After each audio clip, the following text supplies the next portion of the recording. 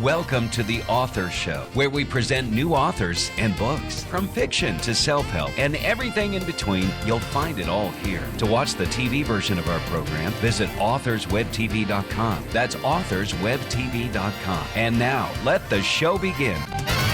Hello and welcome back to the show. This is your host, Don McCauley. Today we're welcoming the program author R.G. Bud Phelps, and he is the author of Anti-Nazi Task Force Adventures. Bud was involved in accounting and management for various types of businesses for about 50 years, and now he writes books. Bud, how are you? I'm fine, Don. How about yourself? Good. Well, tell us about this book, please. Well, the Anti-Nazi Task Force Adventures was a sequel to the Mill Park Mysteries. And it starts where the Mill Park Mysteries ends. And it is a continuation of two gentlemen in Europe seeking stolen art collections by the Nazis from Jewish families during World War II.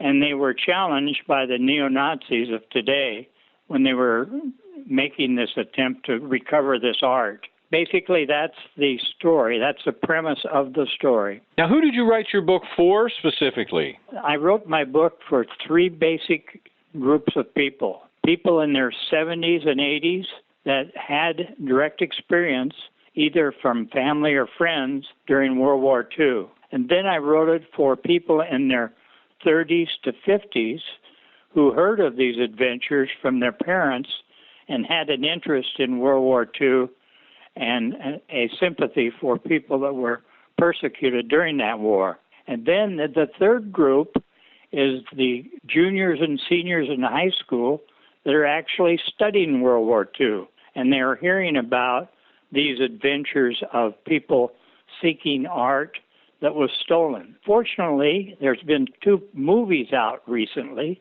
that feature these kinds of things. The first movie was Monuments Men, and the second movie was Woman in Gold. Both of these movies are dealing with art, either through public art, which was what Monuments Men was about, or private art, which is what Woman in Gold was about.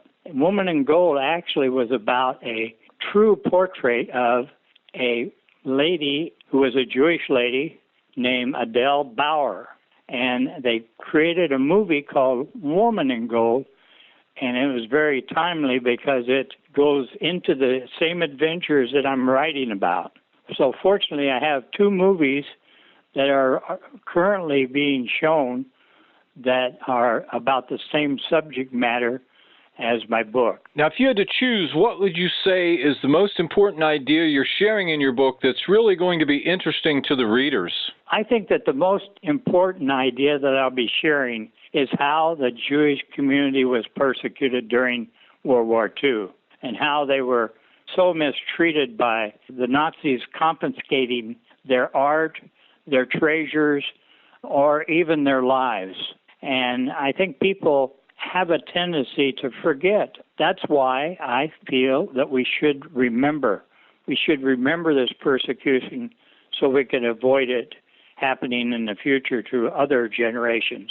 So, how do the neo-Nazis figure in your book? Well, the neo-Nazis are the current gentlemen. I use the term loosely. They're people that are still supporting the Nazi regime. They are still trying to prove that Hitler was correct. I was in Nuremberg in the 90s. I was attending a trade show in Nuremberg, and walking through the main railway station, a group of neo-Nazis with their swastika armbands marched through the train station, pushing people aside, and they were supposedly supporting a soccer team, and they were rude and obnoxious. And that was my first experience, actual true experience of meeting neo-Nazis. Is that why you were able to describe Nuremberg so clearly? That is exactly why. I was in Nuremberg 5 different years at this trade show. We always stayed at the same hotel, and it was a little residence hotel called the Hamburg Hotel. And we would eat in Old Town Nuremberg at a restaurant that was very famous. It was called Heiliggeistspital, and we referred to it as the Spital. And it was a hospital originally, and they converted it to a restaurant in the 1900s, and it became a very famous restaurant, and that's why it was mentioned in the book. Nuremberg is a very interesting city. It has both an old section, which is Old Town Nuremberg, and a new section like the sports center where we had our trade show. So I was blessed with seeing Nuremberg in the 90s. It was a location that Hitler actually had picked as being his world headquarters.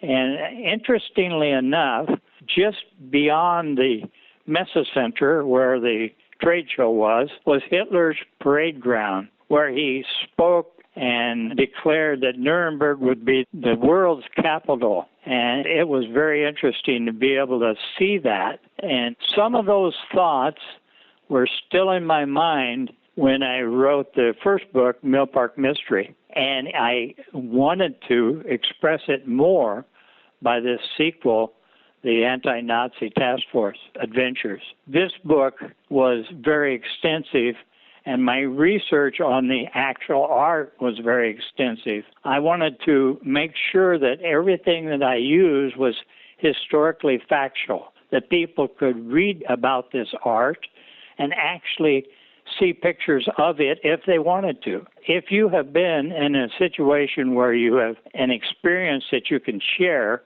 it's much more meaningful than if you just Google it as an example. I was there. I saw all of these things happening. I saw these places.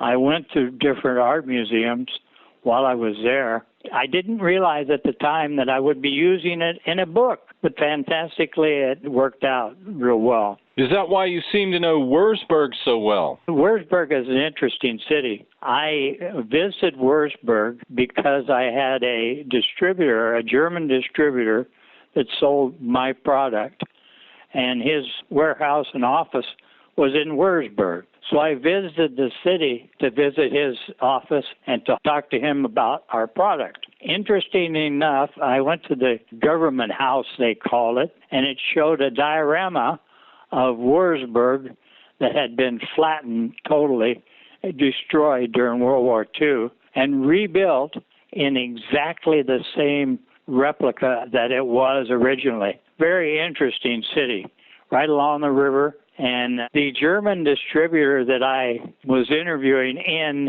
Würzburg was very stern, as I might say. He would look at you over the top of his glasses like he was bored totally with you being across from his desk.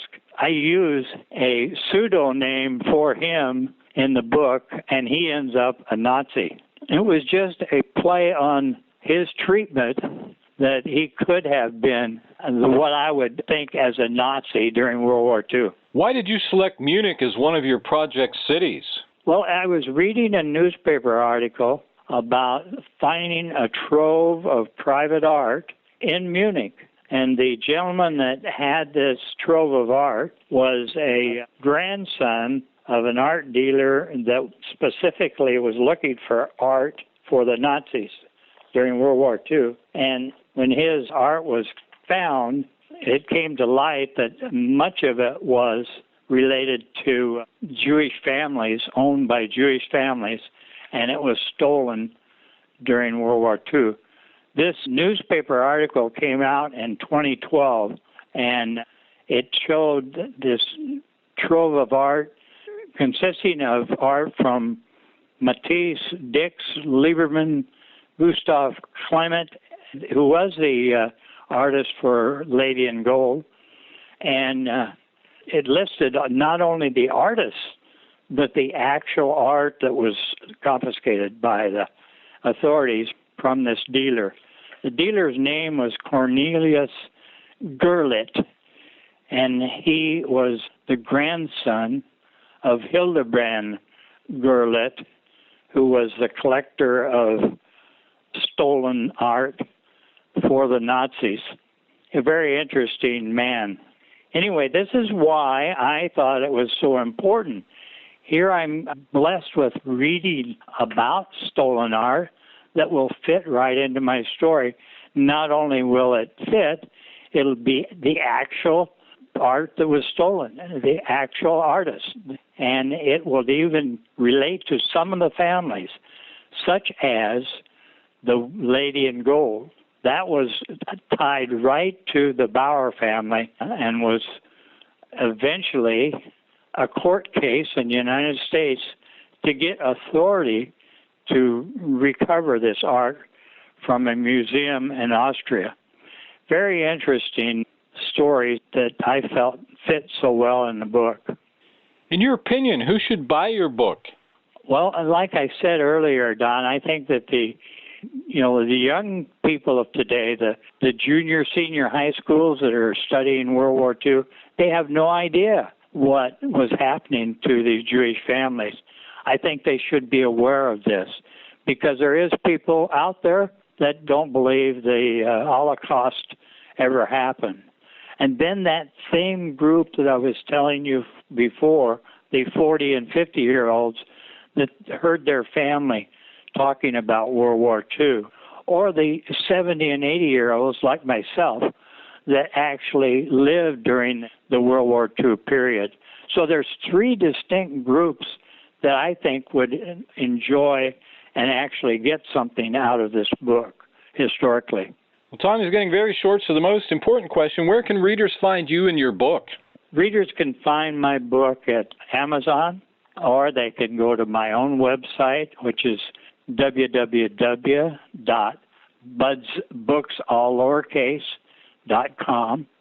If they go to my website and order a book, they will receive a signed copy. And if they go to Amazon, they can either buy it in the paperback or they can buy it as a Kindle ebook.